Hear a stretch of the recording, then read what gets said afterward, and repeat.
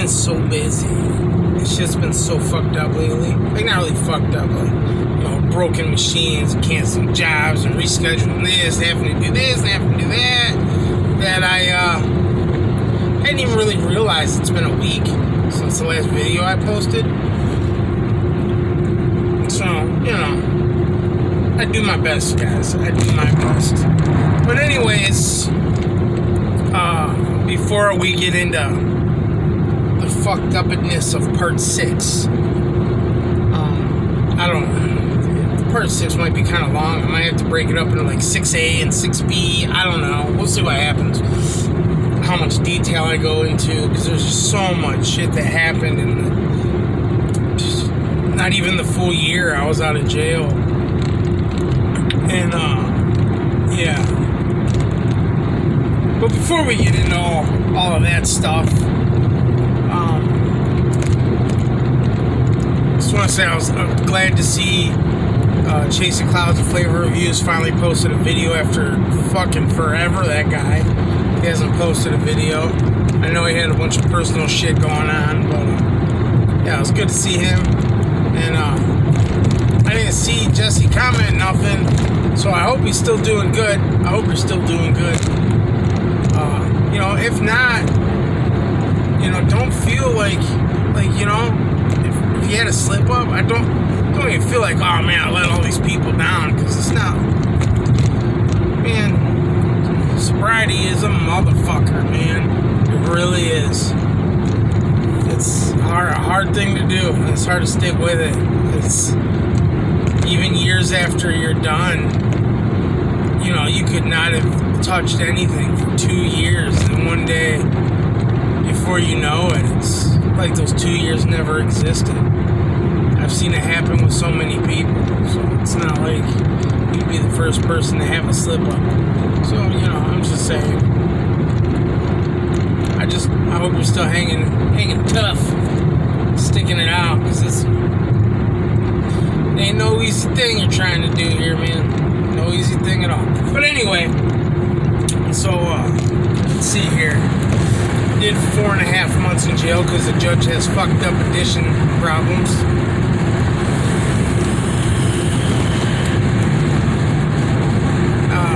I get out. Like always, my mom picks me up. I don't remember if my brother was with her this time or not. But we went and got breakfast, and then I went home to see my kids. You know, at this time, their mom would have them for, I don't know, a couple days, and then she'd pawn them off on my mom and my Aunt Lacey. By this time, my Aunt Stacy and my three cousins and my uncle had moved back up from Florida, and my mom and my Aunt Lacey, who was living with me at the time, decided to let, you know, them move in with us too. And then they kind of converted my living room into their bedroom, which was weird. So the house was full when I got home. And I was like, damn, dude, like, where the fuck am I gonna sleep? So yeah, the house was full. But, you know, you make the best of it. Family needs a place to live, you do what you can, squeeze people in corners, sleeping on fucking air mattresses and shit. So after I got out, fuck. Honestly, I was out for like 3 days, 2 or 3 days, and I got a job doing flooring.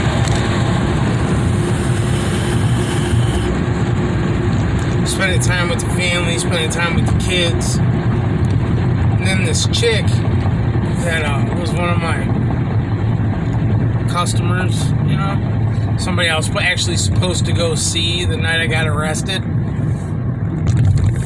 I wanted to call her, so I asked my brother, I said, hey man, you got her phone number? He said, yeah, I got her phone number. I was like, well, I'm going to call her up, man, I'm going to talk to her. He's like, for what? I was like, I don't know, I just do. Give me her number. He's like, oh, hold on. Right, then he calls her, tries to pretend like he's me, fucking dummy. And I know she didn't believe him. Right? And I was like, what are you doing? Well then, oh no. Oh, the cops got this dude pulled over. Sheriff, he's in handcuffs. Putting him in the back of the sheriff's truck. Oh, that sucks. His girlfriend's on the phone. Oh my god, they arrested Jimmy. Oh no. He probably had a warrant or something because it doesn't look like he was driving. That's how I've been there so many times. So many times. Sometimes you got warrants, you don't even realize you got warrants, right? That's the kind of shit I'm talking about. But anyway. So, a little bit later, I actually ended up talking to her, like a couple days later, talking to her myself. And this time, her and her husband, I guess you could say, at the time, they split up. She was living with her mom, with her kids, and he was living, I don't know, somewhere else. And they were, like, going through things or whatever. So I was like, oh, shit. And I like this chick. I was like, yeah. So I'm like, here's my chance, right? So I started hanging out there all the time. And she was into the same shit I was into, you know what I mean? Like the oxys. Because, of course, I got out and got right back into it. And then I started meeting some people. I met this dude. I met this other dude. They had connections. And before I knew it, I was right back into the same old game, man. But this time, it was magnified. I'm talking, I would go meet this dude in Cleveland, and I wasn't buying pills by the piece. I was buying them by the pound. Like, giant bags. Like, on a scale. And you'd be like, all right, it's $9,000. Like, okay. I hand him all this cash, and I would leave and go make a shitload of money. And that is what I did, right? And I was doing the flooring thing. And one day we were working at this hospital, putting in like, first we were stripping up all this linoleum, putting in this new linoleum. And I looked, I was like, man, are those nitrous tanks? And I picked it up, I was like, sure as shit. Medical grade nitrous tanks, full. So my smart fucking drug-addled mind is like, damn, dude, I'll make some extra money.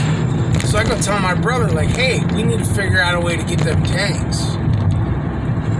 Get them out of here. And he was like, yeah. I was like, yeah. So we're at home. We devised this plan. Like, when we take the garbage out, you got to push the gondola right past this little door where these tanks are at, right?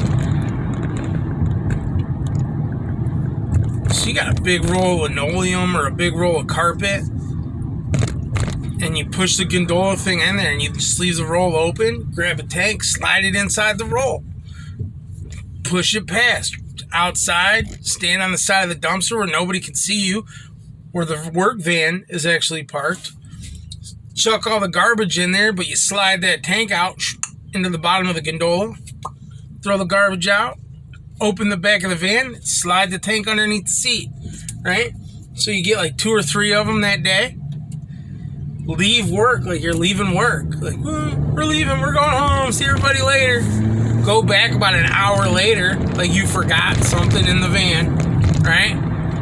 Open the back door, pull those 3 tanks out, throw them in your car and go home. Make some phone calls, right? I knew people that would buy them. Shit. Selling the tanks for like $100 a piece. People loved it, right? Well then, shit got, after that hospital job, shit got slow, real slow. We was laid off for like 2 weeks, and you go do a couple residential jobs, go home, get laid off again. Like, fuck, man. Like, some of the other guys were working, the guys with seniority that had been there for years, but I'd been there for a couple months. Like, so I but I always had money because I was doing the same old shit, meeting more contacts. Like, it was nothing for somebody to call me, bring me like 10 grand, me walk into somebody else's house, like, all right, meet me at this place. You're going to watch me walk in that house, I'm going to walk back out. and then you're going to follow me somewhere else. And I'd walk in that house with the money, walk out with what they wanted,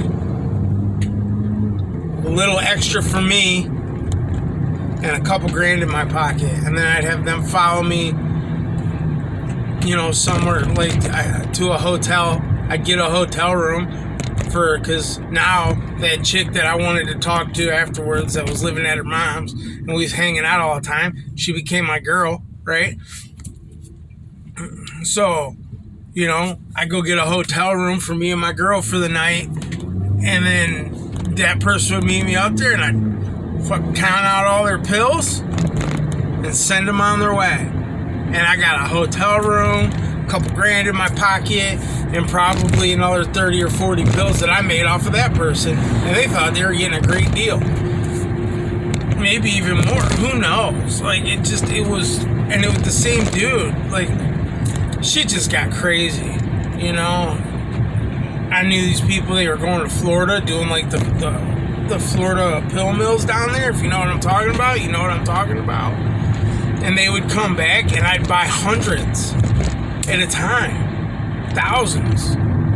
Big bags full. Like, shit was nuts.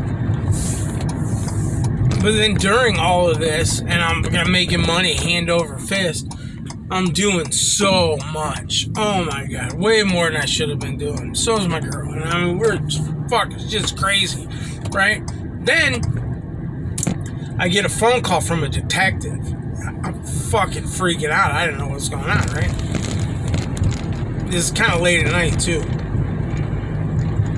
Apparently, some shit happened with my daughter at her mom's, right? She ate some Percocet, I think it was. Her older sister told her to spit it out. She thought it was candy, right? She woke up, her mom was like, "Oh, Chloe ate the things that were in the drawer." And then her mom freaked out, and of course, you know, they call an ambulance. The ambulance comes, the detectives come.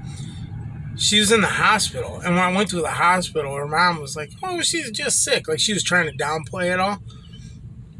When I talked to the detective said, "We didn't think she was going to make it. Like, she's fine, she's in the hospital, but this is what's going on." I had to take my son home with me. They gave me emergency custody, like pretty much on the spot, for like a day or 2 days. Then they gave the kids back. Once Chloe got out of the hospital, she came and got Caleb, and they took him back. And then it was like this whole deal where I'm dealing with these detectives, and I'm dealing with children's services. Me and her first baby daddy actually had to go downtown Elyria to the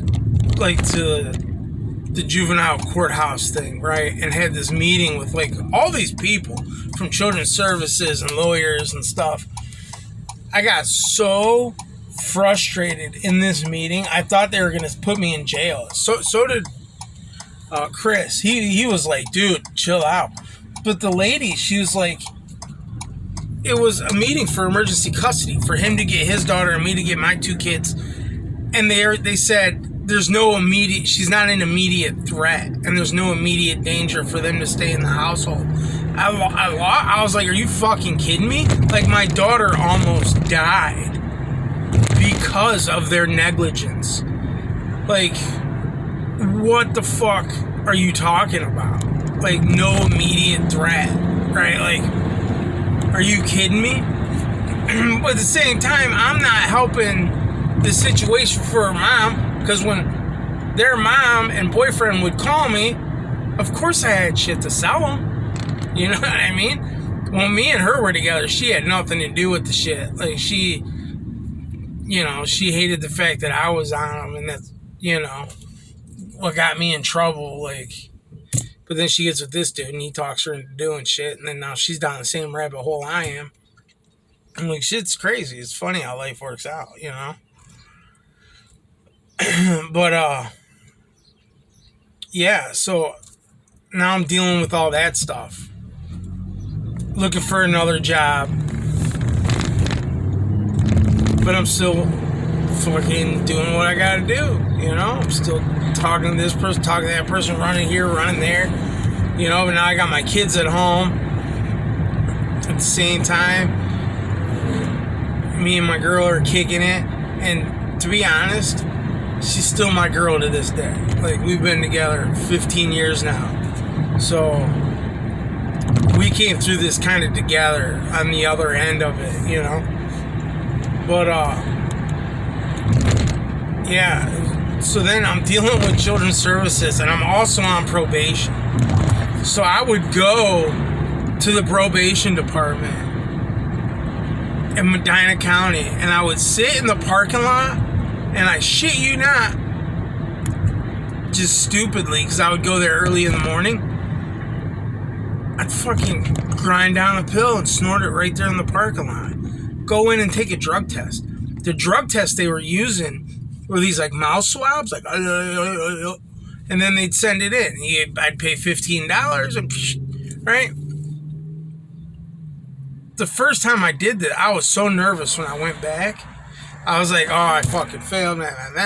They didn't say anything. I was like, what the fuck, man? I was like, I didn't fail that drug test? Like, that's crazy.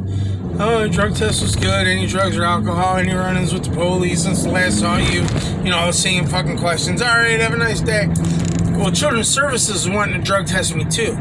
But they would call me and be like, hey, can you come in for a drug test tomorrow? And I'd be like, well, I just took one with my PO today, but sure. And they'd be like, oh, never mind. Like, oh, all right. Well, I knew they were about to call their mom and ask the same thing. So, kind of being a dick, I would call her up, like, yeah, I got this fucking cheap deal. And then, you know, I'd sell her shit, and then she'd fail her drug test. It's kind of like a shitty thing to do, but at the same time, I just wanted my kids, you know? And then, yeah, like, that's just how life was going. I mean, Children's Services would come to the house, do like a home inspection, doing the same thing at her house, because, you know, we had like the custody, the kids was back and forth. And then her electricity got shut off. And then they said, oh, well, she still has electric. I'm like, she's borrowing electric from the neighbors. Like, she had extension cords running from the neighbor's garage into her house. So they're like unplugging this thing to plug in this thing so they could run the fucking microwave or something, you know?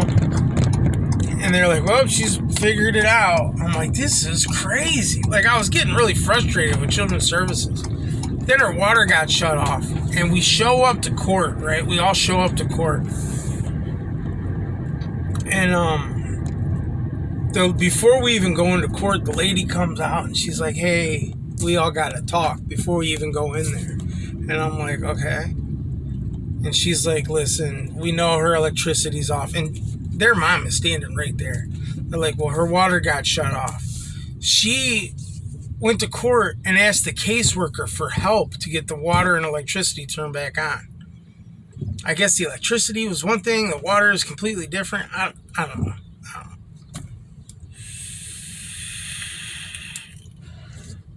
So they were like, this is what's going to happen. We're going to go in the courtroom. The judge is going to grant emergency custody to the fathers. Right? I'm fucking happy at this point. They're like, you know, she's failed her last however many drug tests. She's obviously not providing like normal standard care for the kids when it comes to the utilities. They're like, so when we leave here, a sheriff is going to follow everybody to her house. You take what you need for the kids from her house, take your stuff and the kids to your house, and they'll stay with you from now on. And they said, do you get food stamps? And she said, yeah. She said, okay, how much do you get? Half of it goes to him, which was me. A quarter of it goes to him, which was Chris, right, for his daughter. And then you get the last little bit, or however they say it was $400, right? I got $150, or say it was like yeah, $400, whatever it was. Like, I would get 200, Chris would get 125, and she would get the last 75 or something like that. And she was like, "Wait, that's all I get?" And they're like, "It's just you. You're lucky you're getting anything at all." And I was like, "Oh, sweet." So then I said, "I don't need anything. I got everything they need is at my house. I don't need anything from her house." And they were like, "All right, well, go get the kids then." Sweet, right? Now I got emergency custody of my kids, so they're there all the time. And then she only gets visitation, which they had to set all that up to the court. So I've been out now for, I don't even know, but I think I got out in October, beginning of October. Here it is back around to like April. Me and my girl's been together for like 6 months. Yeah, because it was end of November, December, January, February, March, April. Yeah, right? Just below 6 months. And I was sick, right? So I drank this cough medicine. I went to go see my PO. And I was sick as shit sitting in front of him talking to him. And he's like, "All right." And he's like, "Yeah, well, I heard about the emergency custody thing, blah, blah, blah." I'm like, "Okay." He's like, "I'm working with Children's Services on your drug tests and this, that, and the other." And I was like, "All right, sounds good." He gives me a drug test right there. I leave, go home. Everything's hunky-dory. Then like 2 weeks later, I go back, right? And I call my girl. I'm like, "Yeah, I got to go back. I got to, go see my PO. It's my regular scheduled thing. You want to go with me?" She says, yeah, call me in the morning. Well, of course she doesn't wake up. So I just go there, right? I go in, sign in, sit down. He comes out, and he takes the kid that came in after me. And I was like, "What the hell?" He's like, "Just sit tight, Rob. I'm going to get to you." He's like, "Let me deal with him real fast." And they're in and out. And I'm like, that's weird. So I walk in with him when he comes to get me. And as we're walking to his office to go in, a sheriff comes down. He's standing in the hallway, and then he walks in right behind me. My PO walks in, I walk in, sheriff goes in. That's a little weird. So he sits down. He says, "Is there any reason you would have failed your last drug test?" And I was like, "Nope." He's like, "None at all." And I was like, "No." I was high. I'm like, fuck, did I finally, do the whole mouth swab thing doesn't work one too many times and they've got fucking opiates in my system? Like, what? He says, "You failed your last drug test for codeine." I said, "Codeine? What the fuck is codeine?" He's like, "Oh, it's, a mild narcotic. It's in Tylenol. It's in cough syrup. It's in this. It's in that." I said, "Oh, remember when I was here the one time I was really sick? I was like, you almost didn't bring me back, but you wanted to drug test me anyway and talk about the case I was dealing with Children's Services." And he says, "Yeah." I said, "Well, I was really sick then. I drank some cough syrup. That might have had codeine in it." He said, "Is it prescription?" I was like, "Yeah, it was prescription." He said, "Was it yours?" I was like, "No, it was my aunt's." He was like, "Oh, that's probation violation. You're going to jail." And I was like, "Are you fucking shit for this?" And he was like, "Yep, it's PV." They handcuff me right there, take me right to jail, right? I'm like, "You're fucking kidding me," right? I didn't get to talk to my old lady. I didn't get to talk to my brother. I didn't get to talk to my mom. My brother and my old lady both knew that I had shit in my mom's car. They knew it, right? I call and talk to my mom. And then they let me make another phone call. They were really nice about it when I got to the jail. So I called my brother and said, "Look, you need to get a hold of Terry. You need to get a hold of somebody. Like, one of you guys got to get to the courthouse to Mom's car before Mom gets there and get the shit out of there."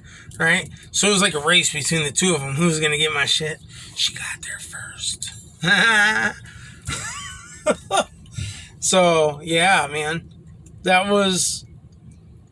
She was crazy for those 7-8 months I was out. Because, you know, it was the week before Memorial Weekend. Just like my last probation violation when I got picked up, the week before Memorial Weekend.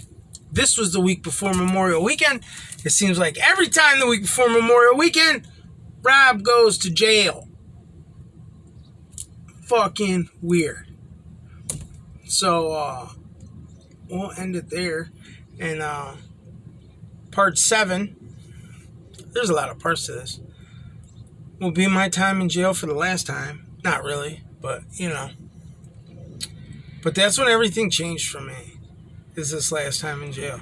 And that's when I said, this is fucking it. Like, I can't do this no more. And, yeah, there's some things that happened while I was in there that really cemented that for me. So, yeah. So that's where we'll pick this up at, man. If I'm not back before the weekend, because today's fucking Thursday already. Hope everybody has a good weekend. And I'll see you guys soon, man. And just remember, kids, drugs are bad.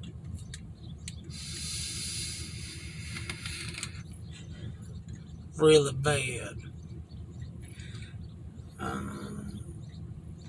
Man, it's only noon. It's an early day, and I'm done for the day. All right, guys, I'm out of here.